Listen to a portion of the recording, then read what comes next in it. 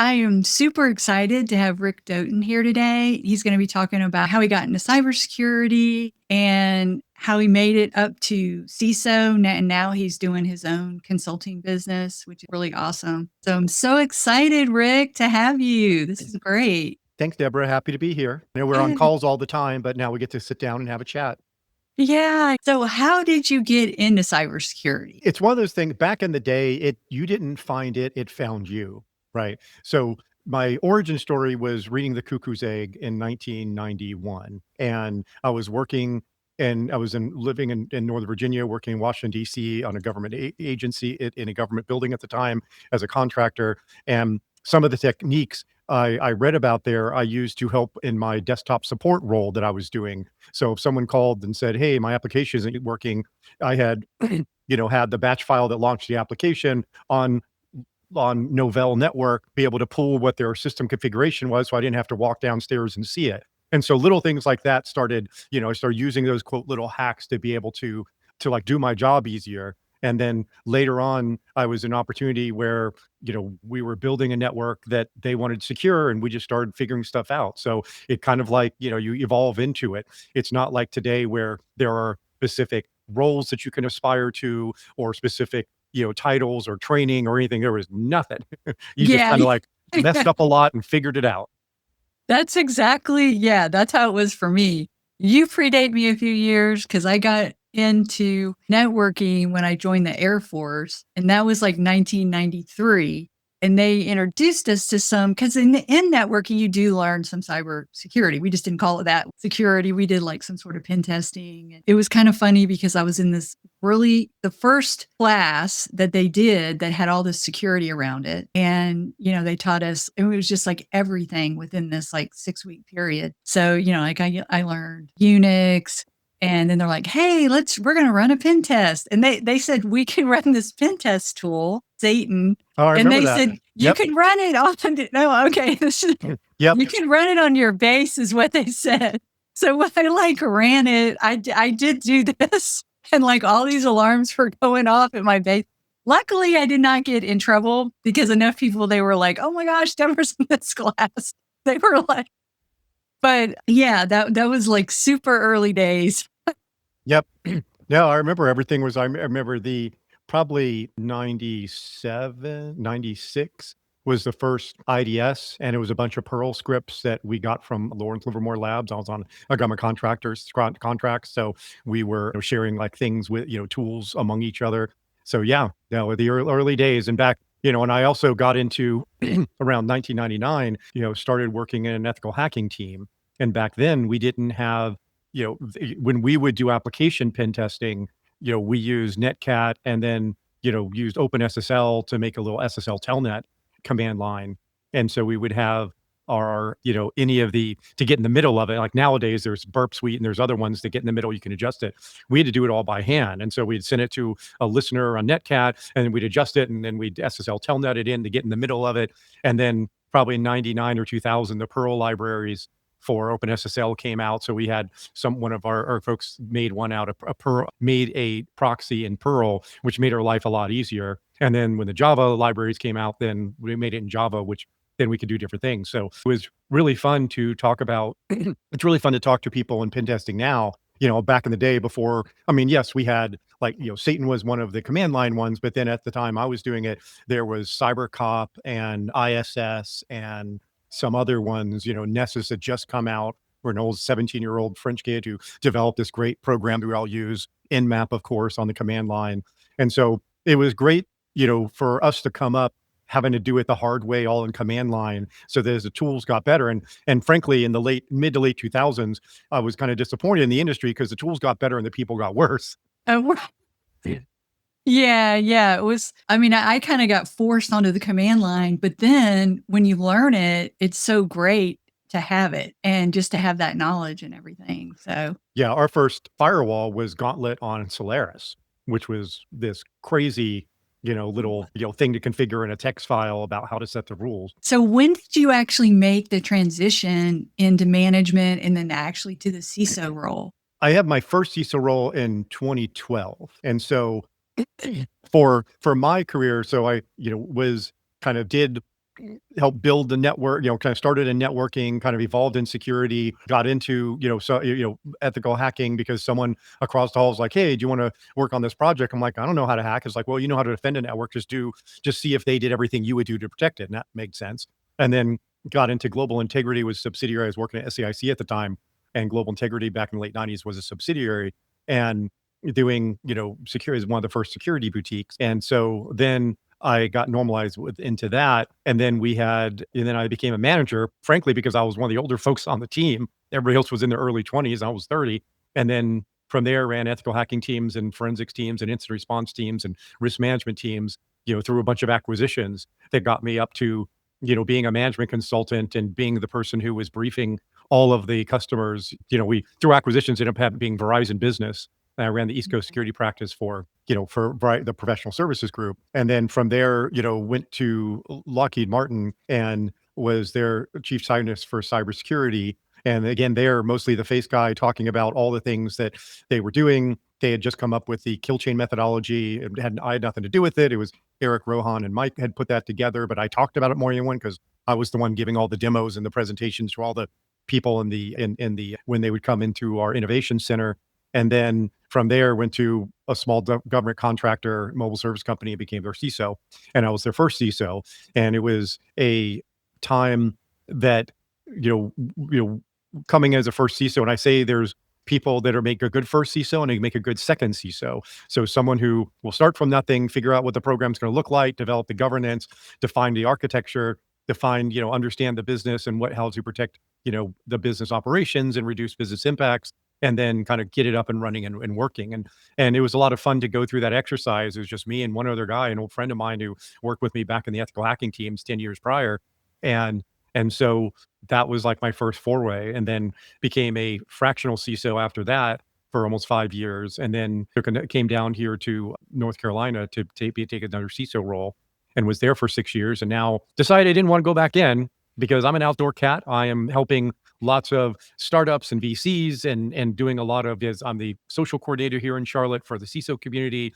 I do a lot of talks, a lot of podcasts, writing papers, doing research. I was just editing our next AI ethics paper that we're about to publish, where I have with 2 academic writing partners. And so I figured like that, allowing me to do all those things, is better than like being like locked in or being part of a corporation where I have other responsibilities and I don't get to do all those things. Right, right. No, that's great. I was on the CISO role, and it was when I became CISO at this one company, before that I was at that company, but I was working with a lot of CISOs and helping them build their programs. And then it just like the position opened up and I was like, I can do that. And it was it was like a startup. So, there was a lot of cross, it's not like a big, huge, company or whatever. But yeah, the vCISO was leaving. And so I said, yeah, I can do it.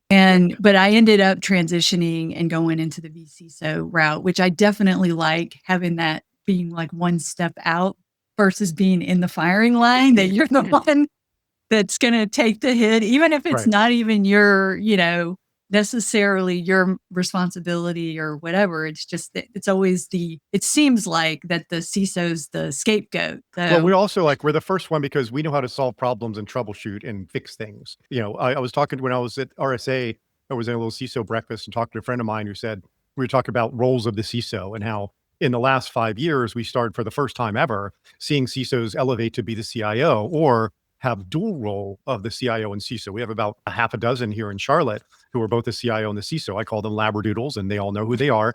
And so and I said that because we have the trust, if something happens, they know we'll figure it out and clean it up and get us back going, which is something that, because anyway, my friend was saying that there was an AI issue and they had said, oh, hey, what happened? What's going to happen? Blah, blah, blah. And he, got his team on it. They figured out the root cause, found it wasn't actually an issue, got with communications and got the messaging out and everything like that. And he was like, why'd they come to me? I'm not responsible for AI.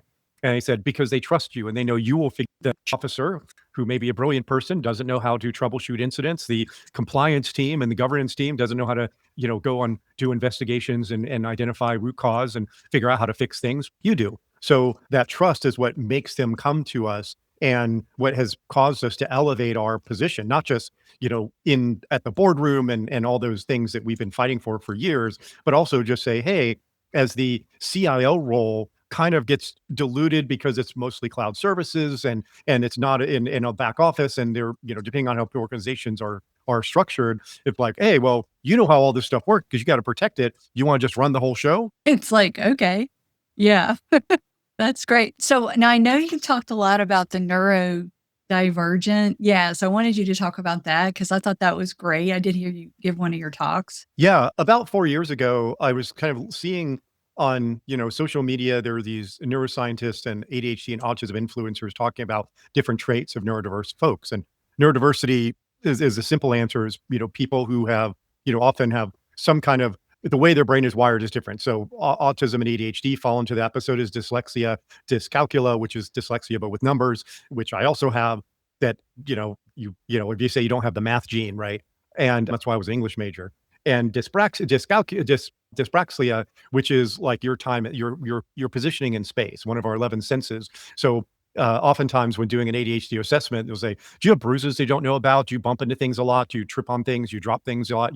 Kind of like that, that kind of thing where you kind of edge around the corner or something like that. And so these are all just parts of just how your brain is wired. And what I've simplified it to in a positive way, and unlike other, behavioral issues that you'll find in the DSM-5, depression, anxiety, and borderline and narcissism and all that kind of stuff, neurodiverse traits have positive features to them, and troubleshooting and being able to predict things that are happening, and a real sense of empathy and a real sense of justice, and all these great things that help us, communicate better and understand things. And so those traits attract people to cybersecurity. So as I'm watching these influencers, first I'm saying, I don't know anyone who's not that way. And then secondly, I start realizing that everybody I've managed over the previous 25 years and myself are this way. And I was really good at keeping them focused and productive and successful by helping accommodate for these traits and not fighting the fact that, you procrastinate on everything and you get stuff done on the last minute. Like, all right, well, I'll accommodate that. Or that you're a night person and you don't do as well in the morning. Fine, show up whenever you want to show up. You're going to be working till 4 in the morning anyway, I know. And so then I started doing a lot more research on it, doing talks on it, doing podcasts on it, and even went through clinical training because it's not taught in school from, if you get a psychology degree, it's all about cognitive behavioral therapy. It's not about neurodiversity. And so any therapist, which is why we have a challenge right now, is more as we understand it more and are diagnosing folks as adults, there's not enough clinical professionals who understand how to assist this larger population because it wasn't trained, and the schools haven't caught up yet. They're slowly starting to come up with programs. But, so what the psychologists and therapists and clinicians are doing is there are these supplemental, just like we did in the 90s in cybersecurity, right? There wasn't any training or books or degrees or anything like that. So we start having the smaller things like SANS came out in the 90s, and, to do training very privately. And so I took the same training as the clinicians do and got all the certifications. I can't technically be certified because I'm not a licensed clinician, but did all the same things. And it was really interesting to go through that because I recognize a lot of things that my own industry has around, it's a pyramid. We have a few thought leaders at the top that are doing stuff that's cutting edge. And then you have a lot of people in the mid-size that are kind of rehashing all the stuff that's been talked about before because they're not like looking ahead. And then all the people at the bottom, they're trying to figure out what's going on. And again, listening to the people in the middle and not the people at the top who are the minority who are really pushing the envelope. And I was like, okay, I recognize how this works. And so it's interesting to see these old views of things are still propagating, and we're still figuring this out, right? I mean, it takes a long time to move these types of perceptions, that they're a negative connotation. So that's why I talk about it so much, is I want to socialize it and normalize it. So the people don't just say it's like, oh, he's autistic. It was like, no, it's like, great. What's your special interest? What's your gift that you can do? And if you're high functioning, obviously there are ones that are low functioning. The DSM does have level 1, 2, 3 from, high functioning to low functioning. It used to be called Asperger's 20 years ago, which is an older term of kind of like a high functioning autistic. And so the thing I'll close with is I don't talk about it from like those labels, just that if you find someone who is very intelligent and very creative, congratulations, they're neurodiverse, and let's look at what kind of traits that they have, which executive functions they're strong in or maybe weak in, from emotional regulation, impulse control, time management, task activation, task switching, planning and organization, all these different executive functions that are the things that when we say your brain isn't fully developed until you're 25, that's the prefrontal cortex where the executive function sits. And so you don't know what's your role for these different executive functions until your brain's fully developed, which is why we can't depend on kids to have emotional regulation, time management, impulse Right. control, planning and organization skills, task activation skills, task switching skills, Yeah. because they don't have full executive functions, and some adults don't too. But what's Yeah. interesting is that many adults, because they have this great pattern matching and able to learn stuff very quickly, they figure out, well, I may have poor emotional regulation. I understand that because of metacognition is one of the other executive function, but I have really good planning and organization. So I'm going to plan out everything and structure everything so nothing goes to chance, because I'll have a breakdown if it doesn't. And then they focus so much on that planning to be able to compensate for it. Oh, yeah. This That's is, TED Talk on that topic. yeah. Well, I mean, this is really important to me because my son's high functioning autism and he's 24 now, but I went through all this. I mean, first it was ADHD, then he was on the spectrum, and it was later that, I mean, he was, later for when they normally catch it, he was probably like 6 or 7, and then dyslexia. So I ended up having to take him around to like all these different tutors and different, and finally I found some lady that had a certain way that was really, successful. But, and so I learned all this, but by going through it, and I remember we took him to like a therapist, and he had taken this puzzle thing. We were just like sitting there waiting to go meet with her. And he had turned it into this like, amazing, he turned this puzzle thing into this amazing 3-dimensional thing that worked. Yep. That was like moving and all this. And the therapist was like, I've never seen anybody do that before. Yeah. And all these things, it's just amazing. All the positive that we don't think about, like you said. And so it's so great that you are talking about this and getting this out there, because there's just so many things that we think of as negatively, and there's a lot of positive. Yeah. And we, growing up in Gen X, we hid any deficiencies that we had because we didn't want to stand out, or you get bullied and abused for it.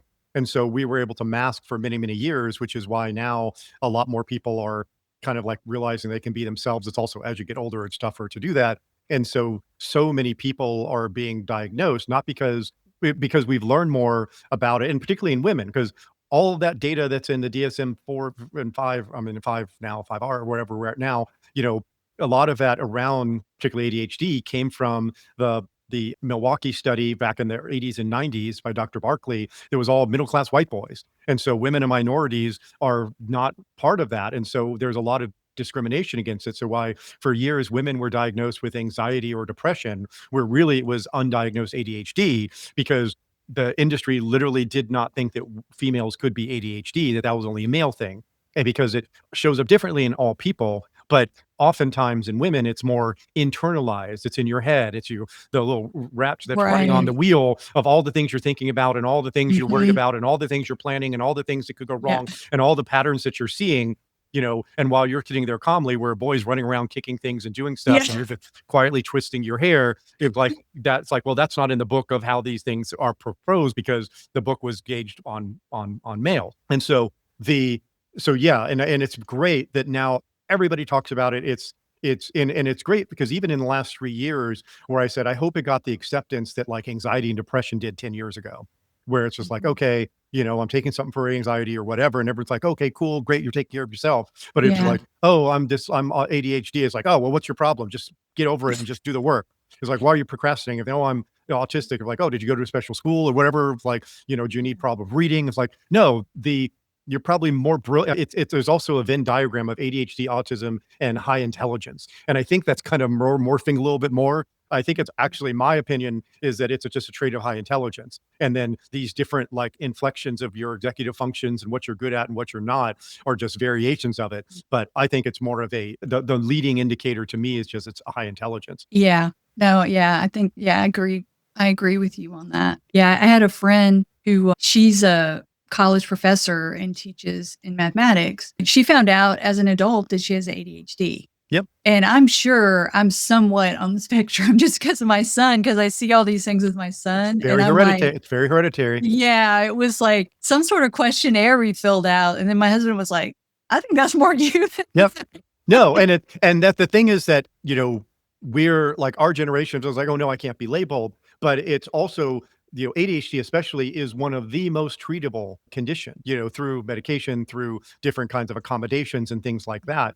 And we have for many years, for generations. I mean, it was first described in a German medical manual like in the 1700s. And we can go back and look at like from autism going back to, thousands of years, go that these two traits. And so on one of my very first presentations, I talked about how neurodiversity is what has improved and has made humans, every technological advancement in the history of the human race has been because of some neurodiverse person looks at the pattern of the sun or the pattern of the animals or how the wheat works or how this thing works and like, hey, I understand how this works. Let me figure out how to accommodate that and figure out how to use things more efficiently and effectively. And that every, music virtuoso from Mozart to Beethoven to Bach, every inventor from Da Vinci to Magellan, every painter, Renaissance painter. It's like congratulations, every single one of them was neurodivergent because that's what made them the way they are. Because if right. you weren't, you wouldn't think that way. And that was I didn't say at the very beginning is when I first started looking into this. My first thing in my pattern matching brain was like, let me identify where it's not. Because everybody I know is this way. Everybody in my family is this way. Everyone I work with this way. Everyone who's ever worked for me, because all of us are intelligent, creative, and doing things like, our careers have described. And then I started looking and I'm like, oh, okay. And I'm seeing people and I talk about it and I won't go into details, but I've like talked like, oh my goodness, you're not neurodivergent. Okay, you're just a baseline human being who doesn't have like lots of novel thoughts or lots of things or isn't questioning everything or seeing the patterns in this and like is surprised at twists in movies and all these kind of things because my wife is one that you cannot watch a TV show without her knowing how it's going to end. Like even the most, I mean, the craziest one was back when we were dating in the early 90s and I was still watching 90210 and we were watching the episode and the guy's like, oh, okay, well, hey, blah blah blah blah, all right, well, I'm going to go for a drive and clear my head. And she's like, he's going to get in a car accident and die. I'm like, what are you talking about? And immediately drove out and all of a sudden bam, boom, explosion. It was like, that's how these stories work. It's like if you're going to be separated, like she understands and Yeah. sees the pattern of that kind of thing. She's read mysteries her entire life, and so that was just normal to me. Yeah. And so when you start seeing, and I'd probably say like 80% of the population is not this way. And so looking at it as instead of something that is a deficit, but it's, and certainly there are, because every time I've done a talk, I would have people come up and said that they had, stage 3 autistic, child who was wheelchair bound, didn't communicate. But I had 2 that told me that when they became teenagers and iPads, were able to do like text to speech on the iPad for the first time, they realized that this, like literally Stephen Hawking, incredible brain was in there that just didn't know how to communicate. And they did complex math in their head and they taught themselves language and all this stuff. And once they were able to communicate through a text to speech, they were the most brilliant people beyond what you can even imagine. And so there was always, I mean, and we like look at Rain Man and it was, and another thing that like in going through this journey, when we were thinking about movies, I think when everyone watched Forrest Gump in 95 or whenever that came out, is he always likes like, oh, he's, is mentally disabled. And like, no, he is just neurodivergent. He is very, very smart and be able to do patterns. He was able to have eye-hand coordination. He was doing all these things. It was not because he just had poor social skills, because it was one of the things that he had a deficit in, but not that he was intelligent, because he eventually ran a multi-million-dollar business, right? And so Yeah. you don't just show up and do that if you're somebody who, is not intelligent and can't figure out how to do things on their own. Yeah, I need to go back and watch that. And I was talking to a friend about that recently. She's like, "Yeah, I got to get my kids to go back and watch that." And it's been so long, but that, yeah, definitely now. I mean, now that you're bringing that up, that's, yeah, I think definitely I can see that. That's Yeah, great. because social interaction is just one of those big things. And partially because it's particularly in ADHD, we have an interest-driven nervous system, meaning that we only do things that we find are novel, that are a passion to us, or that it's going to be a challenge, that it's or urgent, or there's some social obligation for, which becomes urgent. And that's why, and I was talking to my son a couple of years ago when I was putting a slide together for this for one of my presentations. And I said, yeah, I remember back when you were younger, and I'd say about mowing the lawn, and And, your motivation was not because you'd get a reward or a punishment or because it's the right thing to do. And I said, it's like, hey, if you don't mow the lawn, you're not going to get your allowance. He's like, yeah, who cares? But if it was going to rain, you'd be like, oh crap, I gotta get out there and do this before it rains because otherwise they're going to really suck after that. He said, or if we got a new lawnmower, then it's novel. So again, think of it from an interest-driven merge system. Like, how do I kind of gamify to say why something is? And that's why oftentimes the urgency is the one that we land on. Like, I'll set a timer and I'll do this, and I got 5 minutes to figure out how to do this, and you'll hyper focus. Or the deadline is tomorrow, and you're going to do it all. Stay up all night, and you're going to do it at the last minute. That I know. The more you talk about it, I'm like, yep, that's me. Yeah, That's me. I always and it's need just a embrace it and challenge. just say, yeah. And so what I was saying is stimulant medication works for most people very, very well. And we have for generations, we're smokers. I mean, we grew up in a time where everybody still smoked. We smoked in cars, we smoked on planes. It's like smoking was everywhere. Nicotine is a great stimulant for ADHD. And then what happened in the early 90s? We all stopped smoking. And what two things started rising in the 90s that we didn't really have a lot? Starbucks, everyone started getting coffee all the time, and energy drinks. Red Bull comes out, all Monster comes out, all these different things start rising because we stopped smoking, but we need that stimulant to keep us focused. And so you look at, these things that people do to, self-medicate themselves, to accommodate for things they have. And they're like, wow, when I have a lot of caffeine, I can focus. Now, like even now, I mean, I don't take any medication, but I have the NeuroGum, which is like the L-theanine and caffeine and a little B12. And I'll chew that like in the afternoon if I need to like work on a paper or something. I'll chew that gum and I will just lock in and be able to focus, or things like lion's mane or things like certain teas and stuff like that help in that. And so you either will find out those things that help you in kind of like activating your brain, because it logically doesn't make sense. Like, well, why would a stimulant make you better at like managing ADHD, which is hyperactivity or inattention? And it's because it's occupying the part of the brain that it's occupying a part of the brain for the ADHD side, the hyperactive side to focus on, while being able to focus on the other thing. When I'm talking, I'm always doing a Rubik's Cube. I've done it 4 times since we've talked already. I try to keep it below, but every once in a while, like it pops up and there's a complete cube. And what happened? It was like, but people have different kind of stimulating things or fidget things that they do to be able to like accommodate for, hey, how do I focus? Yeah. That is so interesting. And I'm just like I said, the more I think about it, I can see it in myself. So one of the things is when I worked at Cisco, they had us take this little test, it was from HR. Yeah, like the Myers-Briggs or Something like that. Yeah, But I've taken like a dozen of them in my big company I used to work for. Every year or every year, sometimes multiple times a year, there'd be some new one, Clifton Strengths or True Colors or all the, emotional intelligence. Anyway, go ahead. Sorry. yeah, it was something Interrupting like is an that. ADHD trait as Yeah. well. I mean, yeah. So some company had their own and it was very short, but I was like shocked at what it said, that how well it knew me. Yeah. And it was like, okay, one of the things it said is you can sit down and do something and this must be the hyper focus. Like, Right. cause I could do something in a day that would take somebody else a week. Oh, absolutely. Yep. And it, it knew that. And it also said that I will essentially work, overload myself and not take that time to like just relax and ruminate and just, and so after that, I would try to be more aware of like, okay, I'm really pushing myself. I need to this weekend, I need to just completely relax. Right. And not, just. It's really easy to overschedule yourself. I do that with, and so I do that with, when we went into COVID and I like realized I had like all this stuff on my calendar. I called it calendar Tetris. And so I'd always try to find place like, oh, I can figure this here. I can fit this in here. I can fit this in here.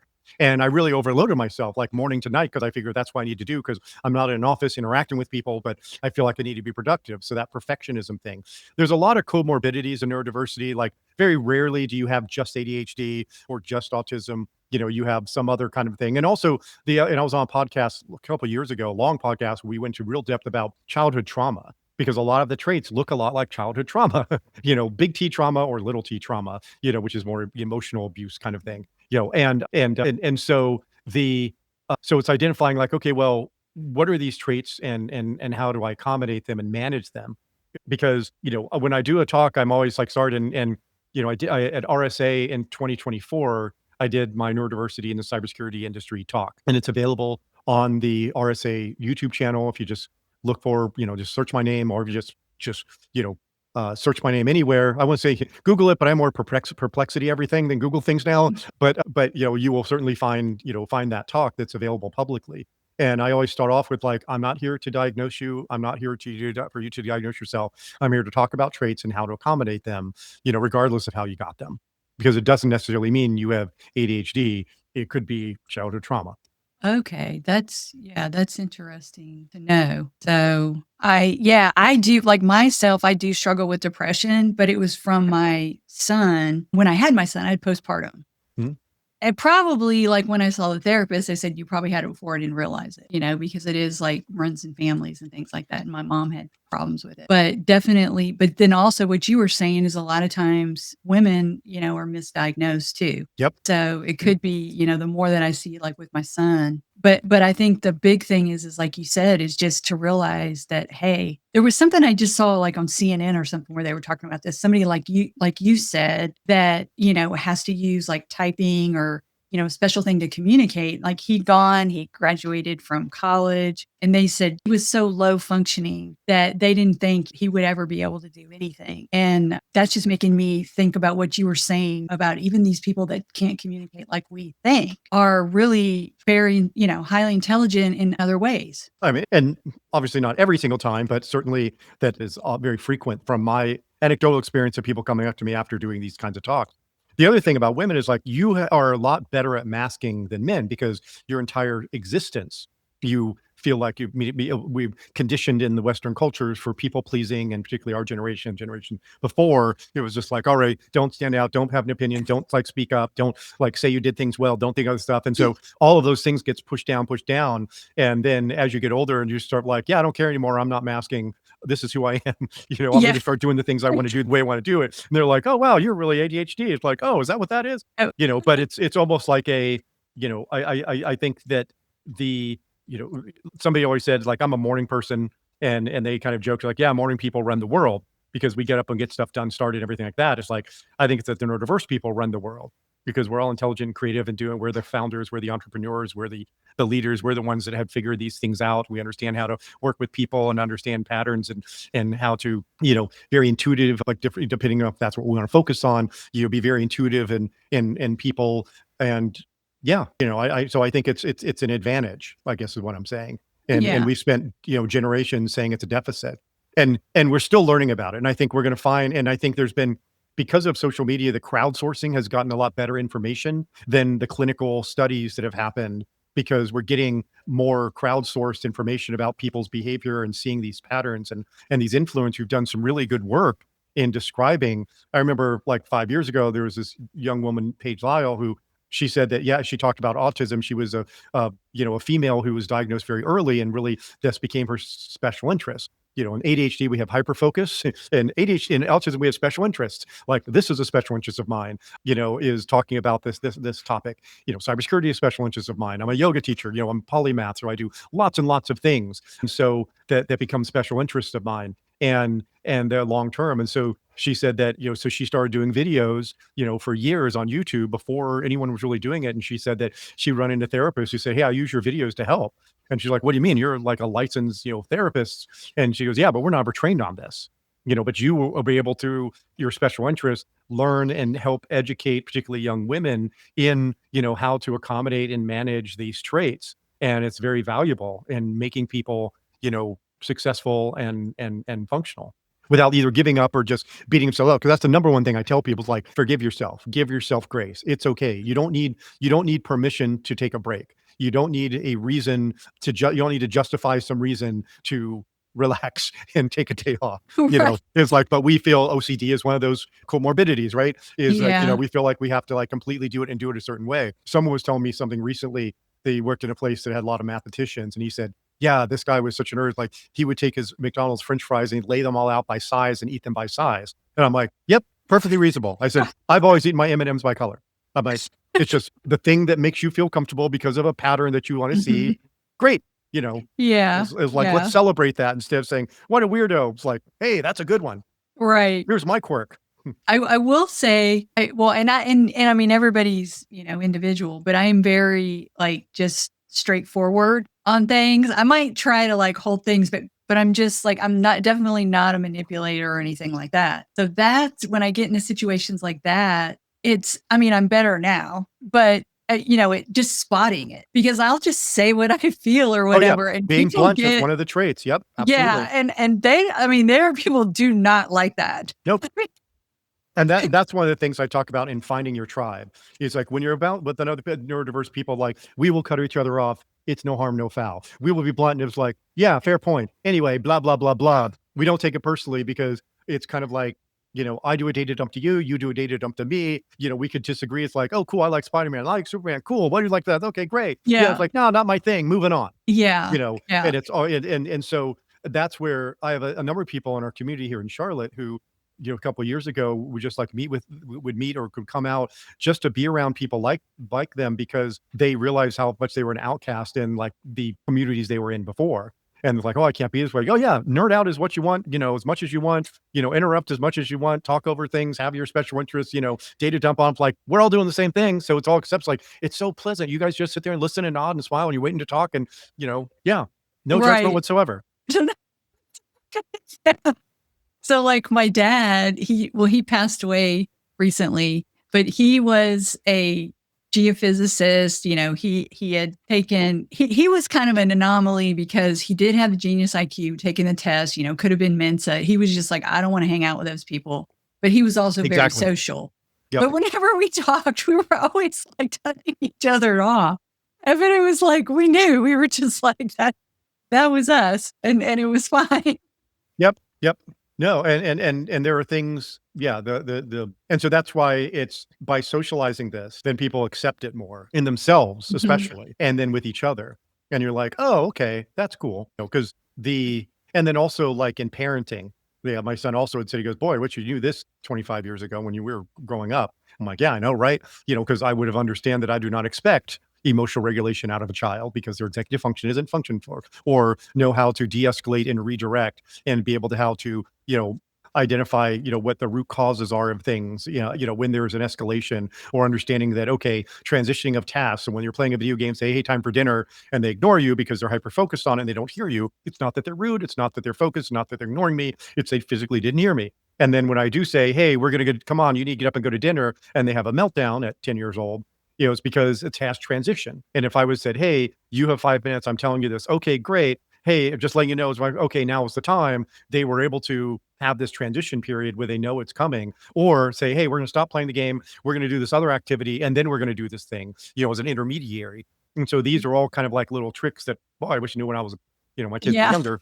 And, to be able to say and not like give them a hard time, because one of the executive functions is time management. And there are, and Dr. Barkley again had done a test in like the 90s about, with a light comes on, light turns off, and through, ADHD folks and non-ADHD folks, when they kind of observed it, they're like, yeah, it was about 10 seconds. And they were both like the same deviation correct. But then when you had to physically turn off the light after 10 seconds, the non-ADHD folks were within the same deviation, but the ADHD folks were all over the place. Could be 2 seconds, could be 20 seconds, just huge variance because the clock is not right. So people who are chronically late are not because they're being rude, they don't respect you, they're being, they don't care about the thing, they are doing it for a reason other than that, oh, I have a call in 10 minutes, let me go do this real quick. Oh crap, 30 minutes went by and I'm late, or judging the time. I tell a story about like, there are people, I scored really high on time management. I know exactly when I'm doing a presentation, when I got to finish it up by, I know when to get things. I'm always like, checking things, but I have close friends who are not that way. And part of that is understanding, how much time it takes things. And when I was trying to teach people about time management, because I do so well at it, as you said, you can get so much done in a day that most people do in a week. It was like that time management and task switching is what lets you do. Let's do that because we can go from one thing to another thing to another thing to another thing and get it all done and wrap it all up and hit the finish line. But other people are like, okay, I did this thing. Now I need to transition. So let me do something else first. Let me do that. I have to get my mind in the right situation, et cetera. Like we don't have to do that. But if I say, hey, you want to get together at 3:00 for tea, and they're like, oh no, I have something at 11 a.m. It was like, yeah, but you got plenty of time afterwards. It's like, no, but I'm going to, or I'm sorry, the opposite way around. It's like, you want to do some 11 a.m. No, I got a meeting at 3:00. So I'm going to be thinking about that, preparing for it, getting ready, making sure I'm all set for all this kind of stuff. And the whole day is ruined because all the time leading up to it is part of the time in preparing for it. Where for us, we do 15 different things before that, and we'll show up at the door for the meeting right on time. Yeah. And it's neither is right or wrong. It's like, what are we working with? And if we're working with one or Right. the other, then we accommodate for it. Yeah. Yeah. So early in my career, this was like in the 90s, building up. So I got into security, but it was a PKI company. Yep. That Intrust had, where I'd go and I'd set up the PKIs and work with them. Work with the customer, whatever it is that. Was it Baltimore Technologies? It was Intrust Technology. Oh, Intrust. Yeah, I knew yeah, Intrust, Baltimore. Yeah, was one of your competitors probably. Anyway, go ahead. Sorry. At one of the times, Gartner basically said, this is too hard for customers to do, and They weren't wrong. yeah, and I was completely, I had no idea. Like them saying this was going to completely tank. I mean, the market was tanking anyway because it was like, and we still have not successfully implemented PKI well. I know. I'm like, I got zero trust now. I'm like, and then, there's different ways to do it, but like the best way would be how they were trying to do it in the late 90s. Yep, I remember all that. My manager was like, because they were having massive layoffs at Interest, and my manager was like, just keep your head down and you'll be fine. And so I'm like, okay.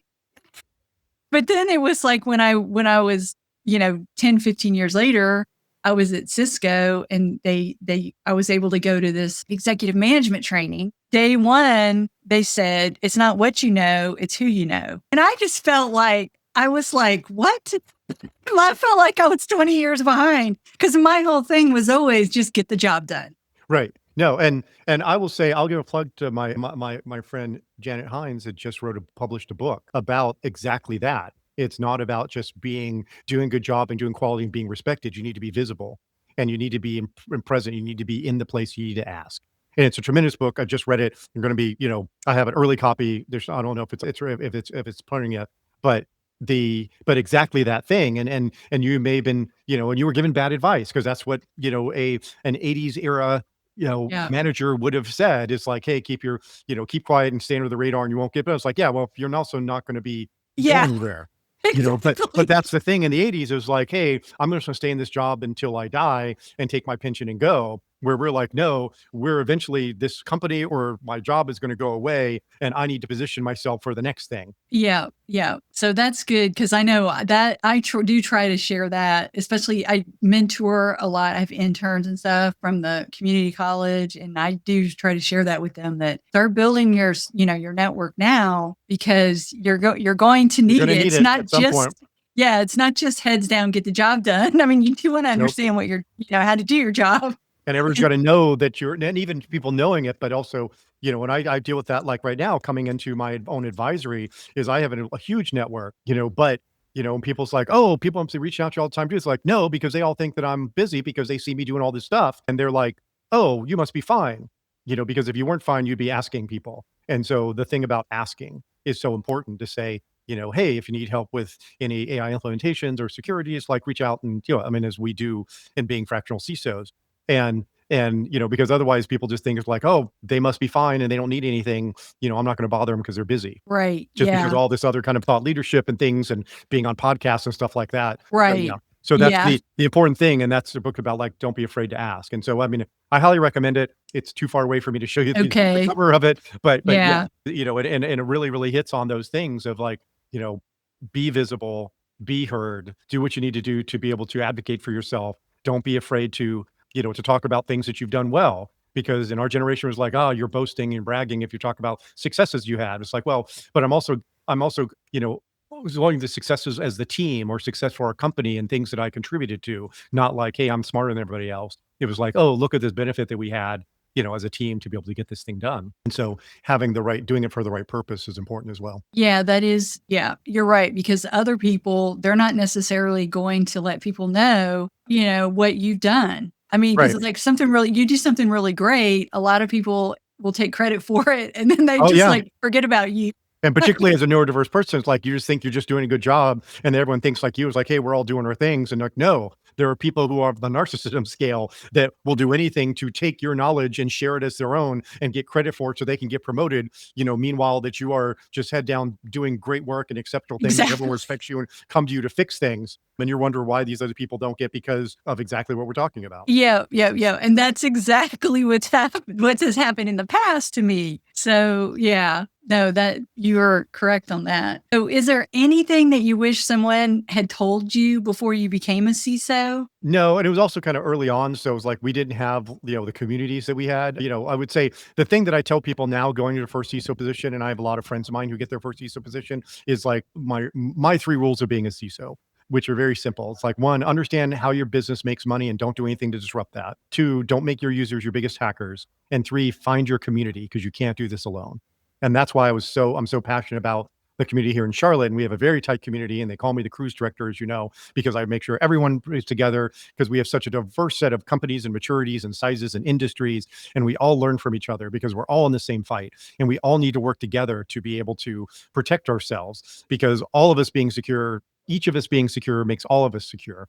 And so that community is so important, is don't think that you can do this alone. Yeah, no, I totally agree with you. And I think that's great. So where can people find you and follow you and everything? So on LinkedIn, and I do a lot of activity. Well, not a lot posting activity, but I just put up an article yesterday on AI governance and data quality, and then I post. I have a couple academic writing partners, Noel and Wolfgang, and we publish AI ethics papers. We announce those on LinkedIn, but they're also posted on the Cyber Nest. I have a YouTube channel called Rick's Cybersecurity Videos that I did a lot of videos for. I haven't touched it in 2 years. And I originally set it up because I was one of the lead authors for the version 8 of the critical security controls. And I felt bad that we got rid of 3 controls and added 1, because everyone remembers them in the SAM's top 20, and now it's 18. And so I made a video for each one of the controls, and I go through what changed between 7 and 8, why we changed it, different nuances about it, things like that. And then I've added some other presentations I did virtually that I would post on there.